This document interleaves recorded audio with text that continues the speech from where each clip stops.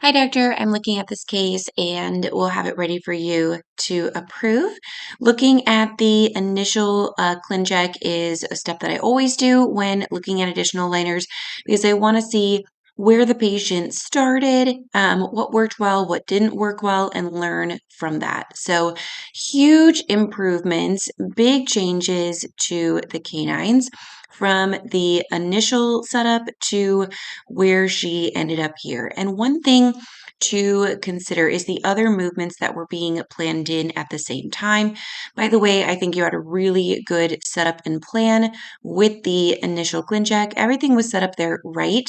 I think what would help would be Dr. Gallagher's gape attachments on the lingual of the lower canines and attachments that were um, more horizontal in nature because those will then add more retention and that will help the intrusion because that I think is what lagged behind somewhat is that the lower anterior didn't fully intrude, and if those movements lag behind, then the aligner can't stay gripped with the canine and it can't stay gripped with the canine and it can't exert the force onto the rotation attachment as well, and then that starts to fail also. So I think that's what happened.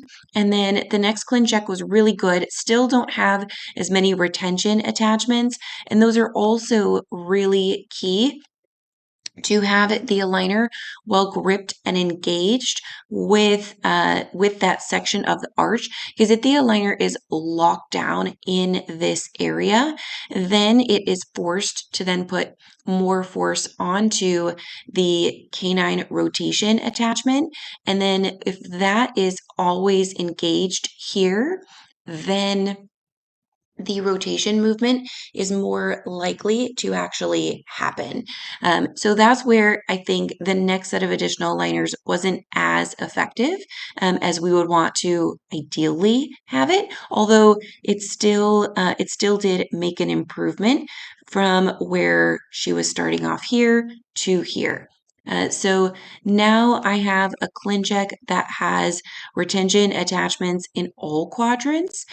Even though we're just looking at doing some barely small movements because the chief concern is that the canines are not fully rotated, I still want to have retention attachments so that this is the last additional aligners or refinement that you need to do.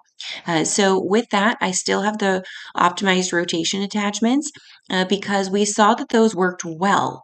If I had seen the optimized rotation attachments on previous additional aligners and the canines didn't rotate, then I might switch to a long vertical beveled rectangle, but that isn't the case here. Let's keep working with what worked well.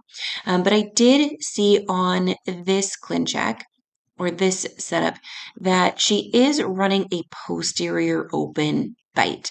And so although the chief concern is the canines, I still want to address the posterior open bite.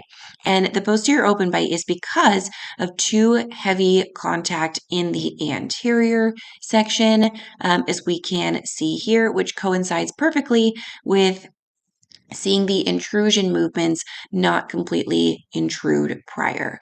The previous ClinCheck did try to bring these molars closer together because that posterior open bite was running then.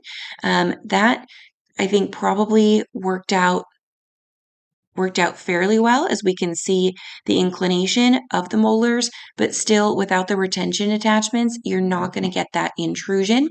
And so we're still hung up in the anterior. The patient also started off with some spaces, some open contacts here. You can see right here and right here. And so that is the reason for the IPR that is being planned now, is that this IPR is meant to be fake IPR, meant to only close those contacts. And that's the only reason why any of these posterior teeth are moving, is to close the areas that had open contacts. I also have bite ramps here. The bite ramps are going to prevent the molars from being able to passively intrude. They'll also allow the patient to use their own bite force to help with the lower anterior intrusion. And I want to create plenty of interocclusal space, as well as rotate the canines, as that's the chief concern of the patient. But we still need to finish with a solid occlusion. So this interocclusal space is not going to be a complete anterior open bite. It's actually going to be the space that's needed to allow the posterior teeth to contact together. So when starting off with an anterior interference that's causing the posterior open bite, we do not want to extrude all of the posterior teeth together. I think that might have been the initial plan from Align. We can see what happened here, but we want to create plenty of interocclusal space to allow the teeth to settle. Yeah, all those molar movements, that's absolutely not what we want to do to fix a posterior open bite. That's not going to happen without attachments. Even the canine rotations wouldn't help happen as well without retention attachments. So the key things here are retention attachments, IPR only to help close those posterior contacts. That's an advanced trick, and really focusing on the anterior intrusion. I hope this helps. Let me know if you have any other questions.